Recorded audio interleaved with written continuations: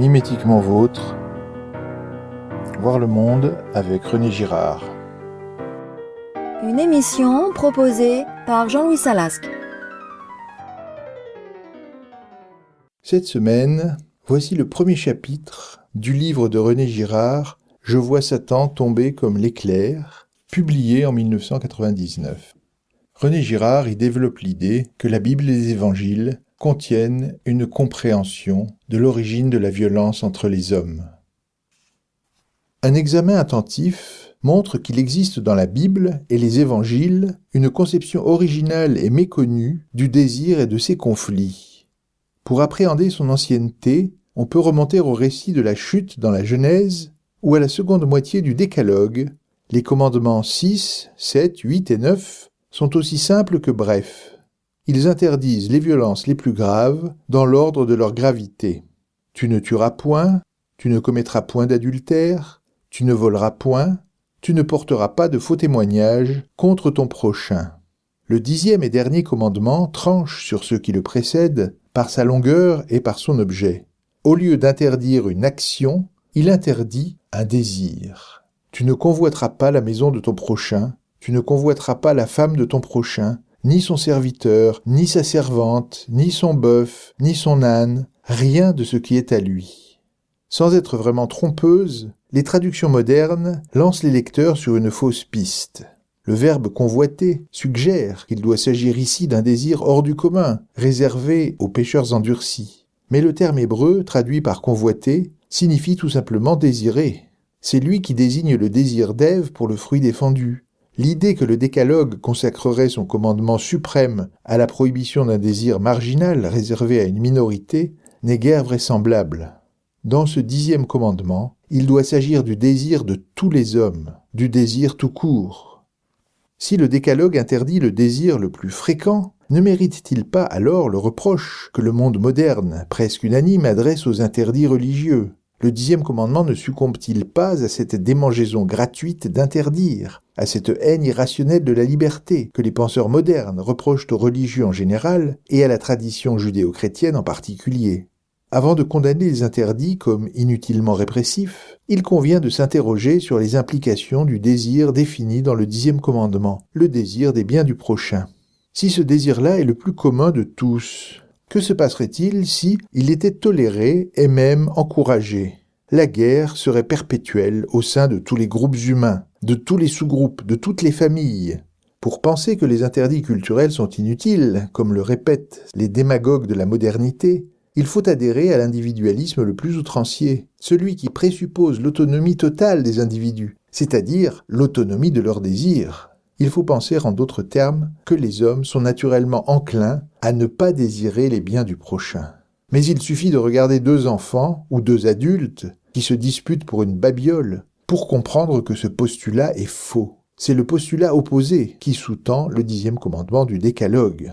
Si les individus sont naturellement enclins à désirer ce que leur prochain possède, il existe au sein des groupes humains une tendance très forte au conflit rivalitaire. Si cette tendance n'était pas contrecarrée, elle menacerait en permanence l'harmonie et même la survie de toutes les communautés. Les désirs rivalitaires sont d'autant plus redoutables qu'ils ont tendance à se renforcer réciproquement. C'est le principe de l'escalade et de la surenchère. Il y a là un phénomène si banal, si contraire à l'idée que nous nous faisons de nous-mêmes, que nous préférons l'écarter de notre conscience. Cette indifférence au réel est un luxe que les petites sociétés archaïques ne pouvaient pas s'offrir. Le législateur qui interdit le désir des biens du prochain s'efforce de résoudre le problème numéro 1 de toute communauté humaine, la violence interne.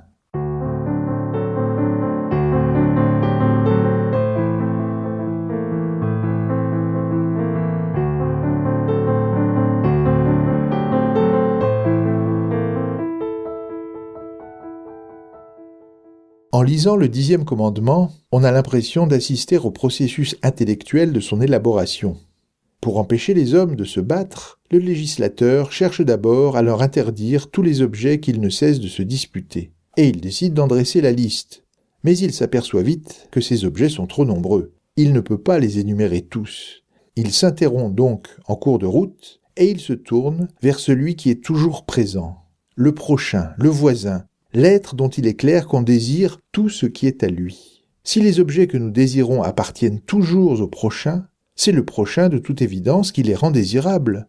Dans la formulation de l'interdit, par conséquent, le prochain doit supplanter les objets. Et effectivement, il les supplante. Dans le dernier membre de la phrase qui interdit non plus des objets énumérés un à un, mais tout ce qui est au prochain.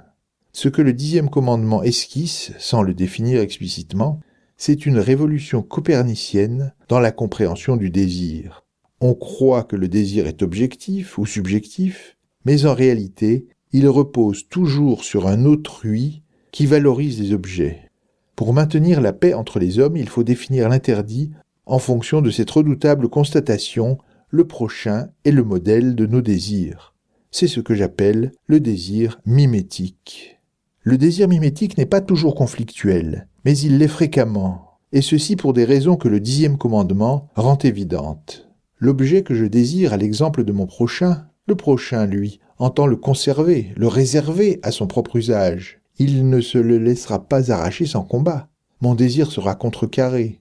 Mais au lieu de se résigner et de se déplacer vers un autre objet, 9 fois sur 10, il va se rebiffer et se renforcer en imitant plus que jamais le désir de son modèle. L'opposition exaspère le désir. Si elle n'en provient pas au départ, elle en proviendra bientôt, car si l'imitation du désir prochain engendre la rivalité en retour engendre l'imitation. Le surgissement d'un rival semble confirmer le bien fondé du désir, la valeur immense de l'objet désiré. L'imitation se renforce au sein même de l'hostilité. Mais les rivaux font tout ce qu'ils peuvent pour cacher à autrui et se cacher à eux-mêmes la cause de ce renforcement. La réciproque est vraie. En imitant son désir, je donne à mon rival l'impression qu'il a de bonnes raisons de désirer ce qu'il désire. Et l'intensité de son désir redouble. La possession tranquille affaiblit le désir. En donnant à mon modèle un rival, je lui restitue en quelque sorte le désir qu'il me prête. Je donne un modèle à mon propre modèle, et le spectacle de mon désir renforce le sien, au moment précis où, en s'opposant à moi, il renforce le mien.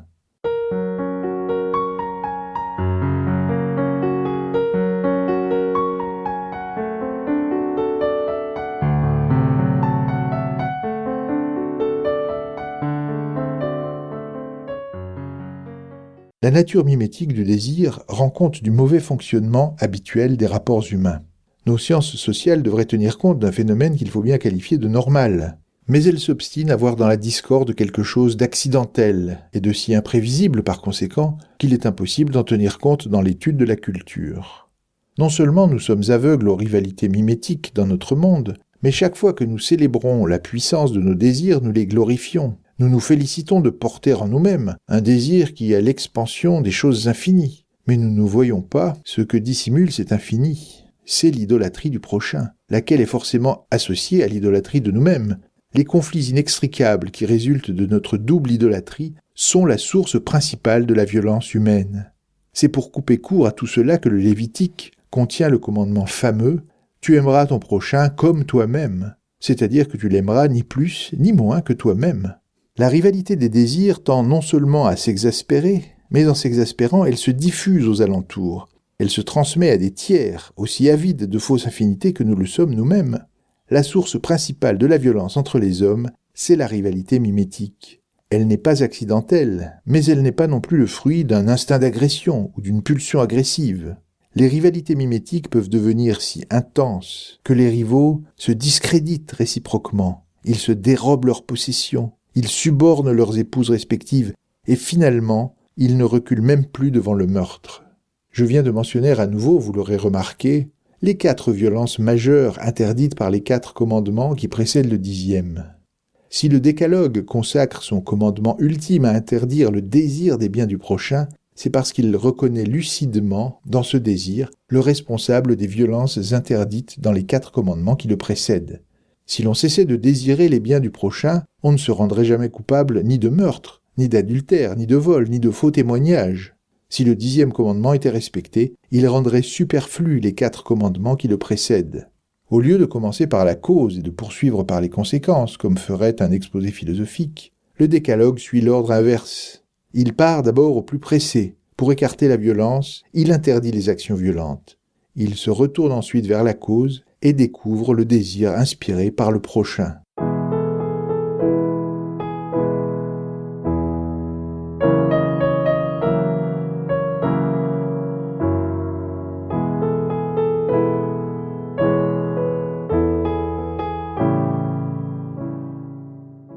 Même si le mimétisme du désir humain est le grand responsable des violences qui nous accablent, il ne faut pas en conclure que le désir mimétique est mauvais.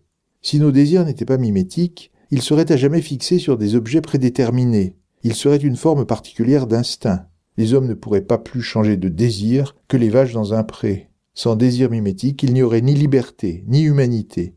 Le désir mimétique est intrinsèquement bon.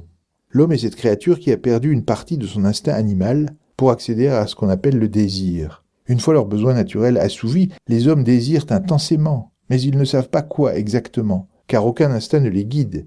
Pour inspirer vraiment, nous devons recourir aux hommes qui nous entourent, nous devons leur emprunter leurs désirs. Cet emprunt se fait souvent sans que le prêteur ni l'emprunteur ne s'en aperçoivent.